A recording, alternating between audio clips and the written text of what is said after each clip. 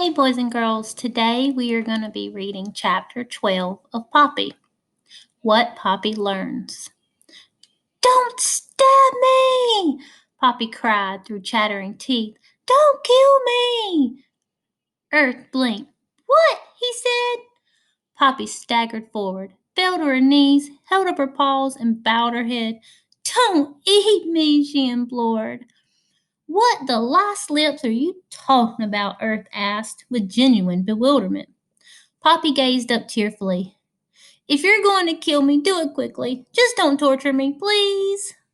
Why would I want to torture you? Because that's what porcupines do when you catch mice. You torture them and eat them. Eat mice, Earth exclaimed. Hit the puke switch and duck. Meat disgusts me, nauseates me, revolts me. I'm a vegetarian, jerk. I eat bark. Bark? You saying I'm a liar? The porcupine roared. Well, no, except nothing. I'm kind, I'm gentle, I'm old, and all I want to do is be left alone. You won't eat me? I don't eat mice. Meat. Sorry, Earth bellowed into Poppy's face. Poppy gulped. She was beginning to feel very foolish. Well, she offered lamely, everybody thinks you do. Well, then everybody eats grasshoppers, gas. They do? How many times do I have to tell you? Earth screamed. I don't eat meat. But, Poppy stammered, did you just eat that fox? Are you crazy or something?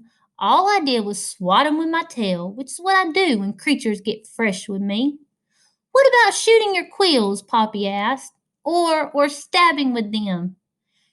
Where'd you hear this bat beguile? I was taught. Poppy, that's your name, right? Quills are hair, barbed hair. I can't shoot my quills, though they'd fall out easy enough. The only way a quill gets into you is because I slap you, which I'll do if you mess with me. Mind, when a quill gets into you, it swells. Flex your muscles to get it out, and the barbs draw it in deeper. Hurts like the red hots. Want to see for yourself? No, please, I believe you, Poppy cried. I just didn't know that, really, I'm sorry. Probably isn't your fault, Earth grumbled in a somewhat softer tone. I suppose you get taught that garbage in school.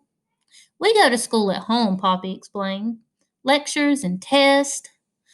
Who's the world class idiot who told you that porcupines eat mice? Poppy was about to say her parents when she suddenly realized something she hadn't thought of before. She began to speak, but fearful of saying the name, she held back. Well, demanded Earth, who? Poppy leaned forward. Mr. Oakax, she whispered. Oakax, Earth yelped.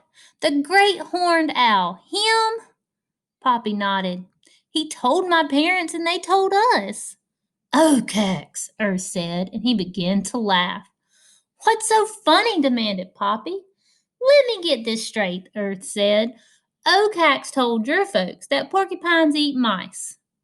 Well, see, Mr. Oakax protects us from porcupines. What's so funny about that? Poppy, Earth said between fits of sputtering laughter. He's the only one who eats mice. And if there's one thing that jerk of an owl is frightened of, it's me. You? Poppy cried with astonishment. Listen, Poppy, nobody messes with Zog Dorsum Shower. Nobody. Fool with me and I'll shove a quill up your snooter.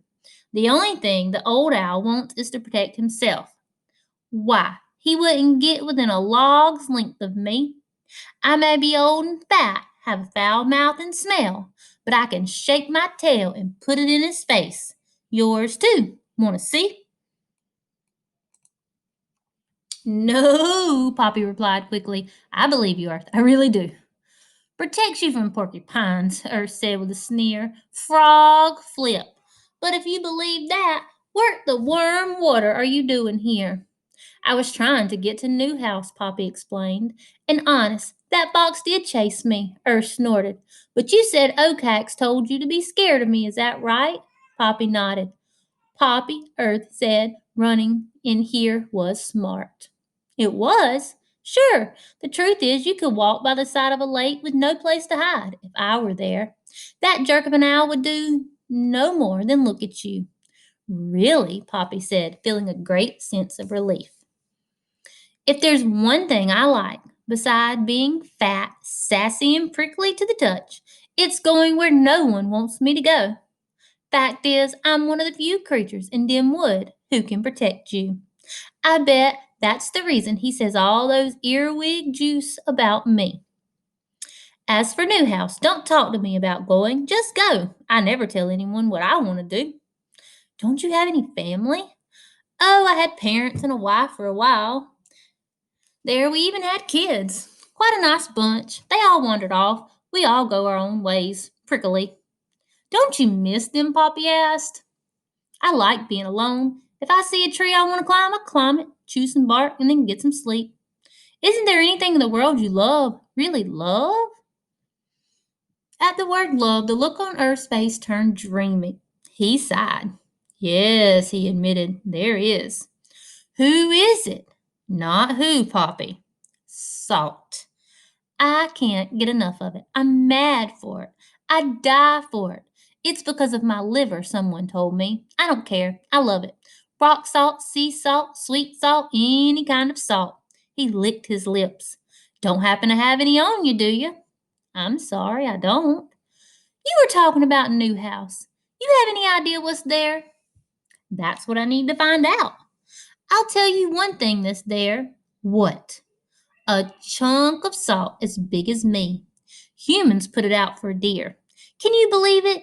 Deer. But it's on a high steel pole, so I can't get it. What a waste. Oh, but I do dream about it. I do. He closed his eyes. I think Ragweed would have liked you, Poppy said with admiration. But even as she spoke, a great wave of exhaustion swept over her. Please, Earth, would you mind very much if I took a nap? Poppy, you can do what you want. But if I were you, I wouldn't sleep where you're standing, as I told you. It's my toilet, and it's too stinky, even for me.